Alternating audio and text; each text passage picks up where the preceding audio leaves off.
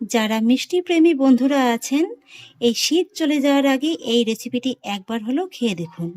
গাজরের এই মিষ্টিটি একবার যদি খান না, কথা দিচ্ছি আপনাদের কিন্তু বারবারই খেতে মন চাইবে। এই যে দেখুন বন্ধুরা, দেখতে কতটা লোভনীয় লাগছে, কতটা আকর্ষণীয় লাগছে। নমস্কার বন্ধুরা, অনুভার রান্নাঘরে আরো একটি নতুন পর্বে সবাইকে স্বাগত জানাচ্ছি। বন্ধুরা, গাজরের তো আপনারা নানান রকমের মিষ্টি রেসিপি খেয়েছেন, তো এইভাবে একবার গাজর আর দুধ দিয়ে এই রেসিপিটি খেয়ে দেখতে পারেন। কথা দিচ্ছি প্রত্যেক বছর শীতে কিন্তু এই রেসিপিটি খেতে মন চাইবে। তাই বলছি, শীত থাকতে থাকতে এইভাবে একবার গাজর আর দুধের মিষ্টি রেসিপিটা তৈরি করে খেয়ে দেখুন, বারবারই কিন্তু খেতে মন চাইবে। আর সেই জন্য দেখুন বন্ধুরা, শুরুতেই আমি একটা কড়াই নিয়ে নিয়েছি। কড়াই ভিতরে নিয়ে নেবো সামান্য একটু জল, আর তার মধ্যে নিয়ে নেব 1 লিটার লিকুইড দুধ। এইভাবে সামান্য একটু জল দিয়ে দুধটাকে জাল করলে কি হবে, দুধটা কিন্তু আর কড়ার নিচে ধরে যেতে পারবে না। দুধটাকে আমি কড়াই ভিতরে ঢেলে নিয়েছি, আর এবার আমি মিডিয়াম হাই ফ্লেমে এই দুধটাকে একটু জাল করে নেব। তবে খুব বেশি ঘন করব না, একটার মতো বলক আসলেই কিন্তু হয়ে যাবে। দুধটা জাল হতে থাক। আর আজকে আমি যেহেতু দুধের ভিতরে ছানাটা কাটিয়ে নেব, সেই ফাঁকে দুধে ছানা কাটানোর ভিনিগার মিশ্রিত জলটা রেডি করে নেব। নিয়ে নিয়েছি একটা ছোট বাটি, তার ভিতরে নিয়ে নেব 2 টেবিল চামচের মতো হোয়াইট ভিনিগার, আর একই সঙ্গে নিয়ে নেব 2 টেবিল চামচ নর্মাল জল। ভিনিগার মিশ্রিত জলটা আমার রেডি করা হয়ে গেছে, একটা সাইডে রেখে দেবো। দুধের ভিতরে দেখুন বন্ধুরা, খুব সুন্দর করে কিন্তু একটা বলক চলে এসছে। এর থেকে কিন্তু আর বেশি জাল করা যাবে না। আর এবার যেটা করতে হবে, গ্যাসের ফ্লেমটাকে কিন্তু সঙ্গে সঙ্গে অফ করে দিতে হবে। আর তারপরে এইভাবে একটু নাড়াচাড়া করে দুধটাকে 2 মিনিটের মতো এইভাবে রেখে একটু ঠান্ডা করে নিতে হবে। বন্ধুরা, গরম দুধের ভিতরে কখনো ভিনিগারটা দিয়ে কিন্তু ছানাটা কাটাতে যাবে না, তাহলে কিন্তু আবার ছানাটা শক্ত হয়ে যাবে। আর দুধটা যখন এইভাবে হালকা করে একটু ঠান্ডা করে নেওয়া হয়ে যাবে, তখনই এর ভিতরে অ্যাড করতে হবে ভিনিগারটা। আলতো হাতে কিন্তু একটু নেড়ে চেড়ে নিতে হবে। এইভাবে নাড়তে নাড়তে দেখতে পাবেন যে ছানাটা খুব সুন্দরভাবে কেটে গেছে। ছানাটাকে খুব সুন্দর করে কাটিয়ে নিয়েছি। ছানার জলটা দেখুন খুব ভালোভাবে কিন্তু একদম আলাদা হয়ে গেছে। আর এখন কিন্তু এই গরম করার ভিতরে খুব বেশি সময় নিয়ে রাখা যাবে না, তাহলে কিন্তু আবার এই ছানাটা শক্ত হয়ে যাবে। তাই কিন্তু এই ছানাটাকে জল থেকে এইভাবে একটা ছাঁকনির পরে সুতির কাপড় রেখে এইভাবে আলাদা করে দিতে হবে। আর তারপরে এই ছানার ভিতরে অল্প অল্প করে জল দিয়ে এইভাবে কিন্তু খুব ভালোভাবে ধুয়ে নিতে হবে। ভিনিগার মেশানোর কারণে কিন্তু ছানাটা হালকা একটু টক ভাব থাকবে, তাই এইভাবে একটু ধুয়ে নিলে কিন্তু টক ভাবটা একদম খুব ভালোভাবে কেটে যাবে। ছানাটাকে আমি খুব ভালোভাবে ধুয়ে নিয়েছি, আর এবার আমি ছানাটাকে এইভাবে একটু পুটলির মতো করে বেঁধে নিয়ে জলটাকে একটু আলতো হাতে চেপে বের করে নিয়ে এইভাবে রেখে দেবো 30 মিনিটের মতো। এই 30 মিনিটের ভিতরে কিন্তু ছানার ভিতরে এক্সট্রা জলটা খুব ভালোভাবে একদম ঝরে যাবে। আর এই ফাঁকে চলুন আজকের রেসিপির জন্য বাকি কাজগুলো সেরে নিই। নিয়ে নিয়েছি এখানে 300 গ্রামের মতো লাল গাজর। এখানে আমি লাল গাজরটা নিয়েছি, আপনারা চাইলে কিন্তু হলুদ গাজরটাও ব্যবহার করতে পারেন। তবে লাল গাজরটা দিয়ে রেসিপিটি করলে কি হবে, খেতে একটু বেশি ভালো লাগবে। এই লাল গাজরটা কিন্তু হলুদ গাজরের তুলনায় একটু বেশি মিষ্টি হবে। আর গাজরগুলোকে কিন্তু আমি গোটা অবস্থাতে খুব ভালোভাবে ধুয়ে পরিষ্কার করে নিয়েছি। এবার আমি গাজরের এই ছালটাকে একটু এভাবে ছাড়িয়ে নেব। গাজরের খোসাগুলোকে আমি খুব সুন্দর করে ছাড়িয়ে নিয়েছি, আর এবার আমি গাজরগুলোকে একটু পাতলা পাতলা করে কেটে নেব। আমি এইভাবে ছোট ছোট পাতলা পাতলা করে কেটে নিচ্ছি, আপনারা চাইলে কিন্তু গ্রেটারের সাহায্যে গ্রেট করেও নিতে পারেন। গাজরটাকে দেখুন বন্ধুরা, আমি কিন্তু খুব সুন্দর করে কেটে নিয়েছি। আর এবার আমি গাজরটাকে একটু পেস্ট করে নেব, আর সেই জন্য নিয়ে নিয়েছি একটা মিক্সার জার। জারের ভিতরে কিন্তু পুরো গাজরটাকে দিয়ে দেব, আর তার মধ্যে দিয়ে দেব 1/3 কাপ চিনি, আর দিয়ে দেবো 1/2 কাপ লিকুইড দুধ।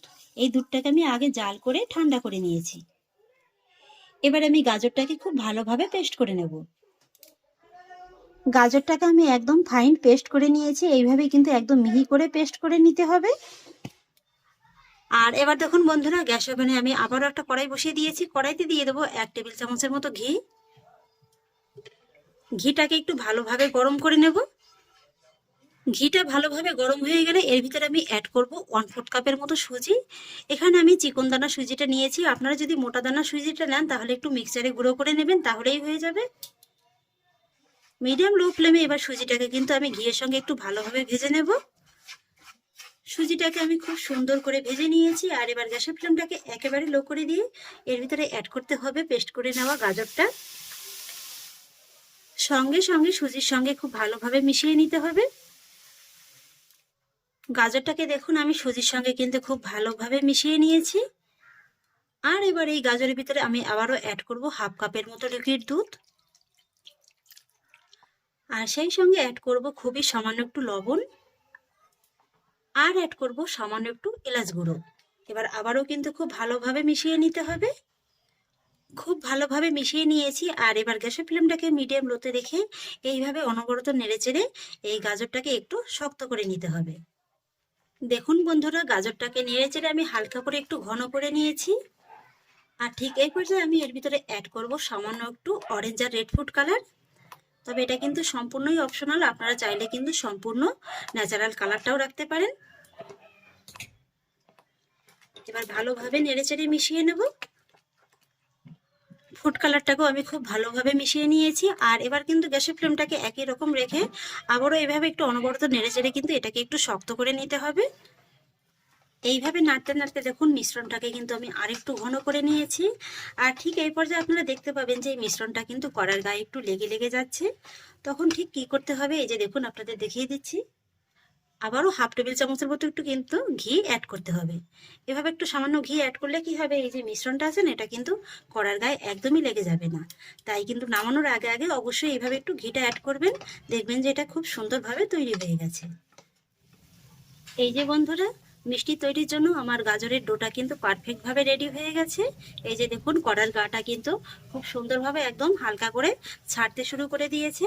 ঠিক এই পর্যায়ে কিন্তু গ্যাসের ফ্লেমটাকে অফ করে দিতে হবে। এর থেকে কিন্তু আর খুব বেশি ঘন করা যাবে না। আর তারপর কিন্তু এই যে ডোটাকে এইভাবে একটা থালায় একটু রেখে ছড়িয়ে রাখতে হবে। এতে করে কি হবে, ডোটা কিন্তু খুব তাড়াতাড়ি একদম ঠান্ডা হয়ে যাবে। মিশ্রণটাকে আমি খুব সুন্দর করে ছড়িয়ে রেখেছি, এবার একটা সাইডে সরিয়ে রেখে দেবো। এদিকে ছানার জলটা ঝরতে দিয়েছিলাম, 30 মিনিট হয়ে গেছে। ছানাটাকে একটা প্লেটের পরে আমি নিয়ে নিচ্ছি। এবার ছানাটাকে হাত দিয়ে একটু ভেঙে নেব, আর তারপর এর ভিতরে অ্যাড করব 1 টেবিল চামচ সুজি আর 5 টাকা দামের 1 প্যাকেট গুঁড়ো দুধ। এবার গুঁড়ো দুধ আর সুজির সঙ্গে ছানাটাকে কিন্তু খুব ভালোভাবে মাখিয়ে নেব। ছানাটাকে আমি খুব সুন্দর করে মেখে নিয়েছি। আর এবার গ্যাস ওভেনে আমি একটি প্যান বসিয়ে দিয়েছি। প্যানে দিয়ে দেবো 1 টেবিল চামচ ঘি। এবার ঘিটা হালকা একটু গরম হয়ে গেলে আমি দিয়ে দেবো এর ভিতরে ছানাটাকে একটু ঘিয়ের সঙ্গে খুব ভালোভাবে নেড়েচেড়ে মিশিয়ে নেব।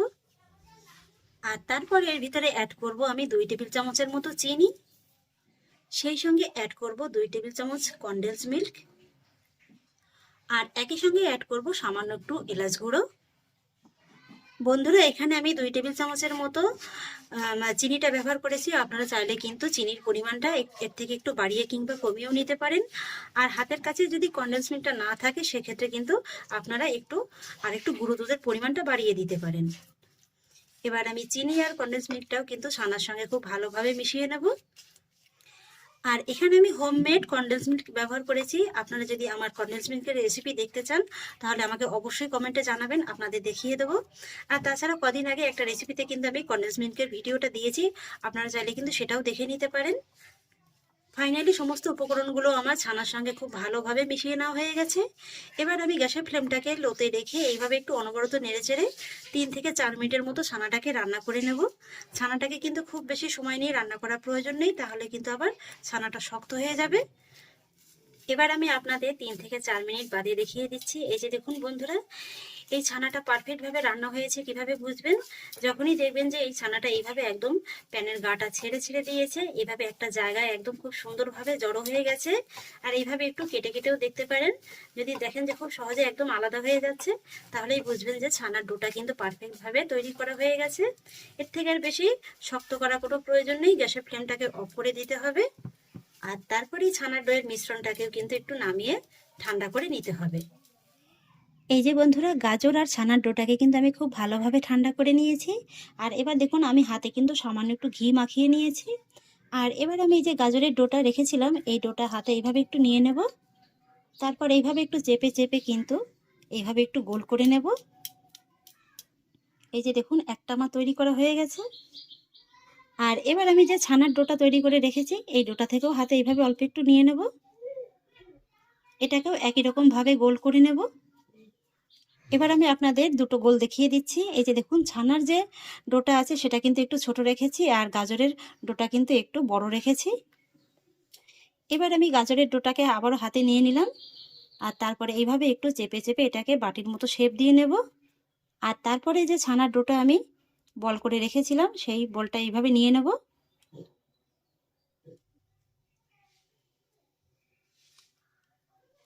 তারপরে এইভাবে আবারও দুই হাতের সাহায্যে এটাকে একটু ঘুরিয়ে গোল করে নেব। এই যে দেখুন বন্ধুরা, কত সুন্দর একটা গাজরের লাড্ডু তৈরি করা হয়ে গেল। গাজরের তো আপনারা অনেক রকম মিষ্টি তৈরি করে খেয়েছেন, এইভাবে একবার গাজরের লাড্ডু তৈরি করে খেয়ে দেখতে পারেন। কথা দিচ্ছি বন্ধুরা, বারবারই কিন্তু খেতে মন চাইবে, খেতে কিন্তু অসাধারণ লাগে। এই যে বন্ধুরা, এক এক করে দেখুন সবগুলো লাড্ডু কিন্তু আমার তৈরি করা হয়ে গেছে। আর এবার আমি এই লাড্ডুগুলোকে নর্মাল ফ্রিজে রেখে দেবো 30 মিনিটের মতো। 30 মিনিটের মধ্যেই কিন্তু লাড্ডুগুলো আরেকটু সুন্দরভাবে সেট হয়ে যাবে। ফিরে এলাম 30 মিনিট বাদে। এই যে দেখুন বন্ধুরা, গাজরের এই মিষ্টিগুলো দেখতে কতটা লোভনীয় লাগছে। যারা মিষ্টি প্রেমী বন্ধুরা আছেন, এই শীত চলে যাওয়ার আগে এই রেসিপিটি একবার হলেও খেয়ে দেখুন। গাজরের এই মিষ্টিটি একবার যদি খান না, কথা দিচ্ছি আপনাদের কিন্তু বারবারই খেতে মন চাইবে। আমার কাটাটা দেখে নিশ্চয়ই বুঝতে পারছেন যে মিষ্টিটা কতটা নরম হয়েছে।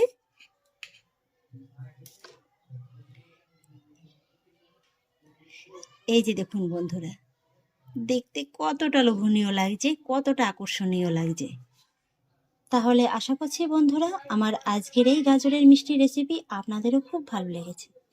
যদি ভালো লেগে থাকে তাহলে আমাকে অবশ্যই একটা লাইক এবং কমেন্ট করবেন, সেই সঙ্গে বন্ধুদের সঙ্গে শেয়ার করবেন। আর প্লিজ বন্ধুরা, যদি আমার পরিবারের নতুন সদস্য হয়ে থাকেন তাহলে একটা সাবস্ক্রাইব করে পাশে থাকা বেল আইকনটি প্রেস করে দেবেন। তাহলে ফিরে আসছি বন্ধুরা অন্য কোনো নতুন রেসিপি নিয়ে। সবাই ভালো থাকুন, সুস্থ থাকুন। ধন্যবাদ।